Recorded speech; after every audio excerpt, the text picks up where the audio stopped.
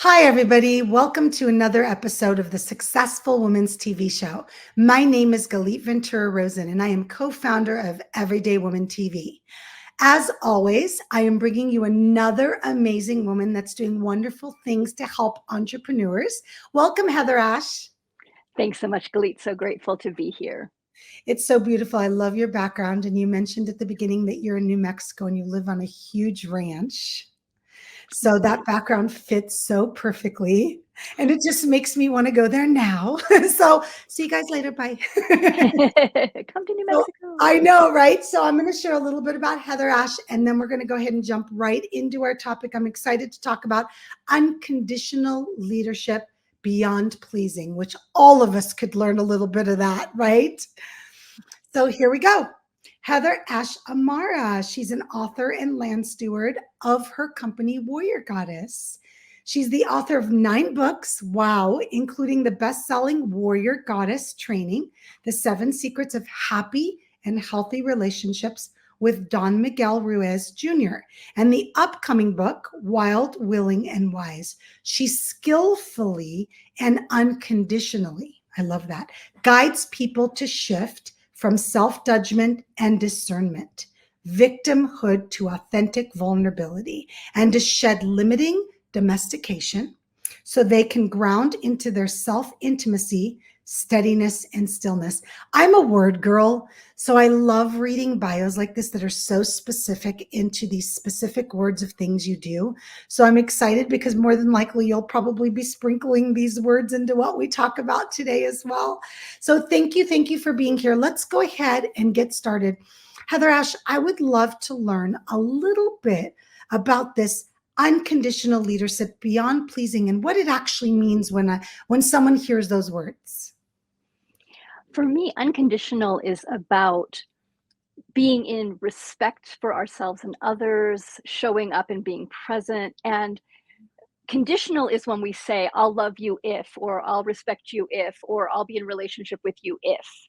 And there's the if is the dot, dot, dot. And usually there's a judgment after it. And so often as leaders, we've been taught to punish ourselves in a way internally if we're not doing it the right way, and that can then lead into our organizations as well, the kind of punishment reward model. And for me, unconditional leadership is about coming from love, from presence, from a lot of compassion with ourselves and with others, and that changes everything. Don't you think, I'm curious what your thoughts are. Do you believe that something like this can also be relevant to maybe a solopreneur, someone that owns her own business and maybe has a few employees, 2, 3, maybe 4 maximum? Don't you think something like this could absolutely be relevant to someone like that as well?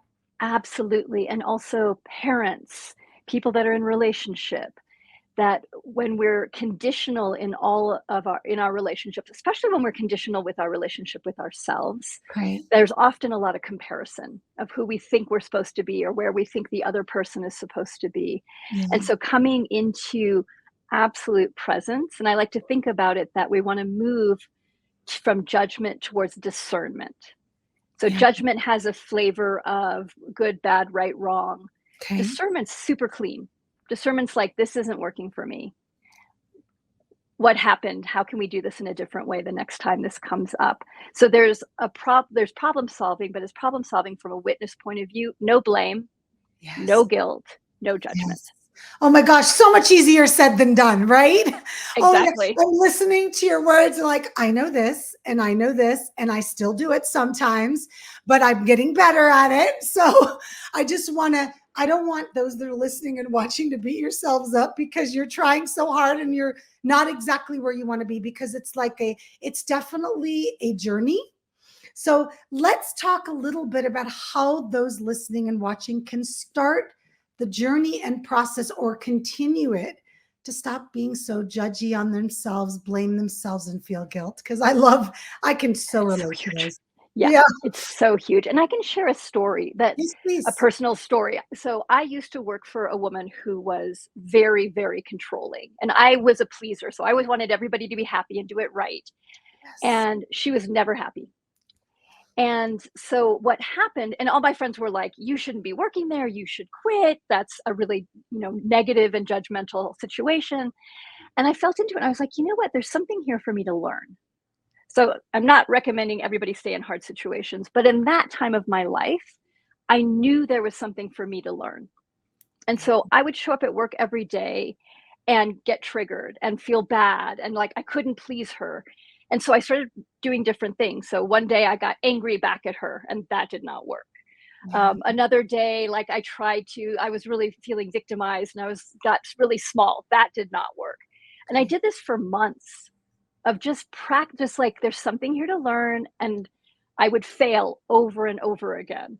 And Okay. one day I went in and she was talking and upset with me about something and the volume went off literally, and my in my head I was like, oh, she's doing that to herself, she's judging herself, this has nothing to do with me, Mhm. this is her reality just spilling out. And my heart just opened, and I had all Yeah. this compassion for her and all this compassion for myself of how much I had tried, and I just let go and it completely shifted our relationship.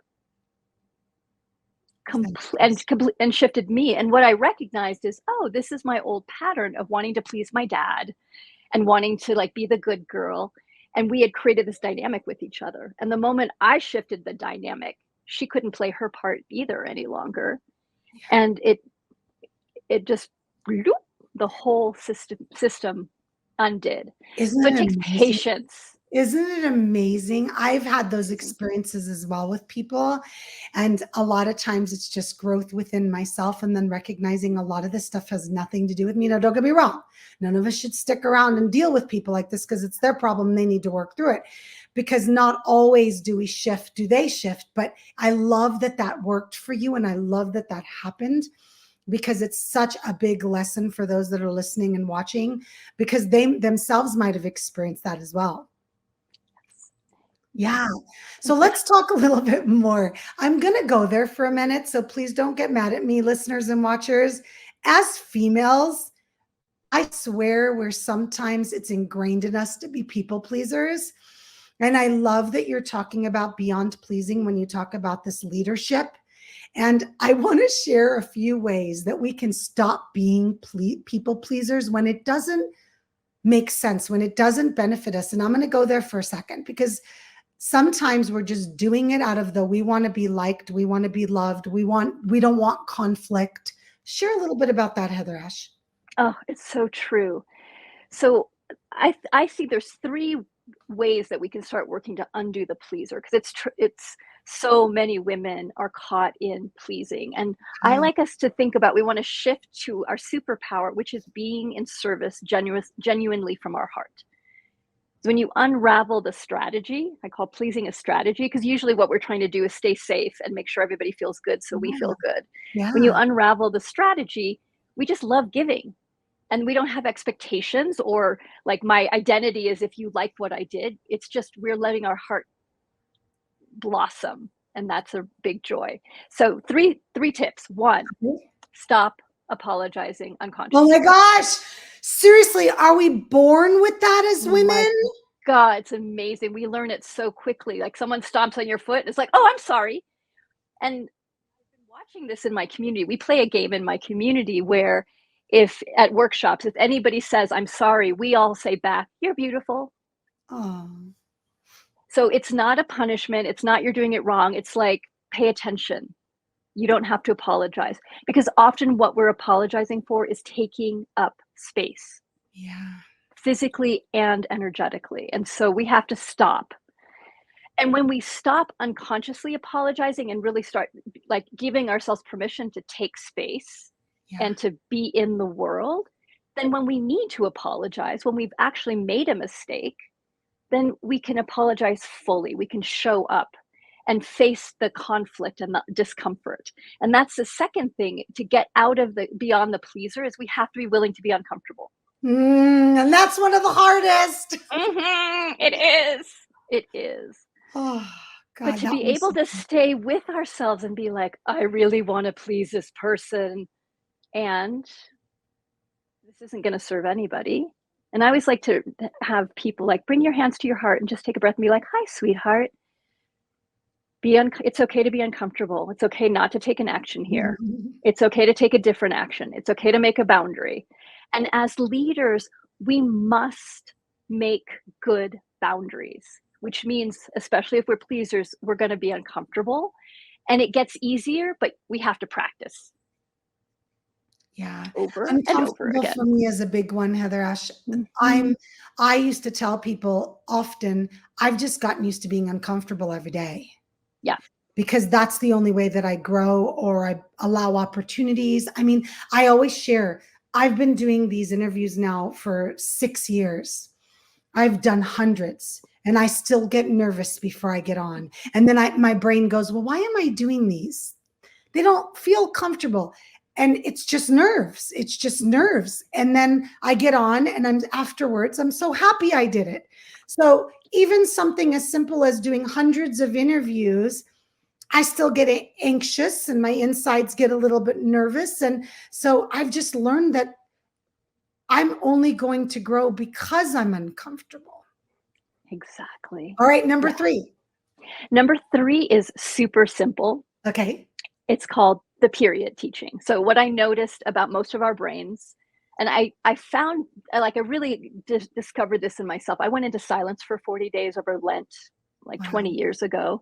Wow. And in that process, I thought, like, I'm going to go into silence. My being's going to be so still. No, my brain was so loud and so negative, and I called it disaster mind. And I watched my brain like go into the past and look at what had gone wrong and judge myself for it, and then go into the future and worry about what might happen in the future. It was crazy making. And because I wasn't speaking, it got louder and louder. I got to really, really see it. And what I started seeing is that our brains work on commas and semicolons. Okay. And we're constantly pulling information together. Love Like, what if, I didn't please that person? I think they're upset with me. And oh my gosh, that other person was upset with me as well. And remember when that happened, when that person didn't like me and then they judged me at school and then everyone got, like we all these huge stories. So grammar problem. It's a simple grammar problem and we need to put a period in our mind. That is So brilliant. anytime, isn't it fun? It's one of my favorite to hold teachings. on to that, and I'm going to tell everybody. I'm like, I interviewed this woman, HeatherAsh. You need to start putting periods at the end of everything. Yeah. Yeah. The moment you catch yourself I love judging, victimizing, trying to please somebody else in your head, period. Take a breath and come back and be like, hi, hello. Yes. And then where do you want to put your attention? Where do you want to put your attention on? This is an incredibly powerful thing that if we are able to grab our own attention and then choose, put it here, sweetheart. And we can do that lovingly. We don't have to do that judgment conditionally. Yeah. Like, I won't love you if you're judging other people or if you're brain. Like, I love you, period. Come back here, love. All right, let's put our attention here. Oh, I love that. I love that. Okay. Before we wrap up and you share with everybody how to get a hold of you, just mention the 3 one more time so everybody can listen. They were so powerful. Absolutely. Stop apologizing unconsciously. Amen. Take up space.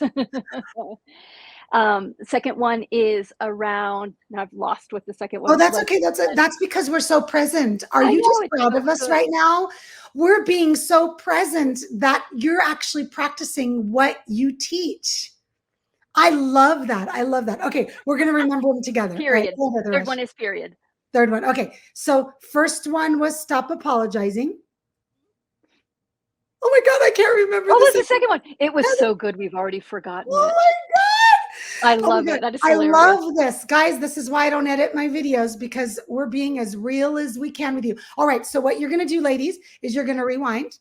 And then you're going to comment below and remind us what the second one was. I've been practicing presence so much that I'm always thinking, be in the present moment. Don't think of the past. Don't think of the future, because that's your semicolons and your, right? That's all based on that, commas and semicolons. So in all honesty, it's like going to the supermarket. We always remember the first thing and the last thing. HeatherAsh. Exactly. All right, ladies, You have to listen to this again because some of these I'm going to be practicing myself over and over again. They are brilliant, brilliant. Beyond leadership. And is it beyond pleasing? Was that what it was? Being uncomfortable. There it is. There it is. Oh my Being God. Okay. uncomfortable. And you know what? We're doing it right now just to show you an example. Exactly. So being uncomfortable, all right? So stop apologizing. It's okay to be uncomfortable. Hello? That's how change happens. That's how growth happens. And then let's stick that period at the end of all of your thoughts. Thank you. HeatherAsh, will you share with everybody how they can get a hold of you, learn to work with you, and so on? Absolutely. Website is warriorgoddess.com and Beautiful. heatherash.com. I have a Substack that I write weekly, so that's heatherash.substack.com. And then all the social media is HeatherAsh. Perfect. And I have a new book coming up, so that's Tell a us. wonderful way to connect. Wild, Willing, and Wise, an interactive guide of when to paddle, when to rest, and when to jump naked into the river of life. Oh, beautiful. I It's love so that. fun. I That'll be cannot wait fun. for When it to does it come come out. out? July 30th. Great. So this will be out in a few days and people can already start looking for it. Pre-order. Yep. Pre-order. Mm-hmm. Thank you so much for spending your time with us. I got such great little nuggets today myself. It's so much fun to listen to women that are out there doing amazing things, working with women as well as men. So I appreciate you being here today and thank you for being a part of the show. Thanks so much, Galit. Thanks, HeatherAsh. And thank you to Yay. everybody for listening and watching for another episode of the Successful Women's TV Show. My name is Galit Ventura Rosen, and I will see you next time. Bye, everybody.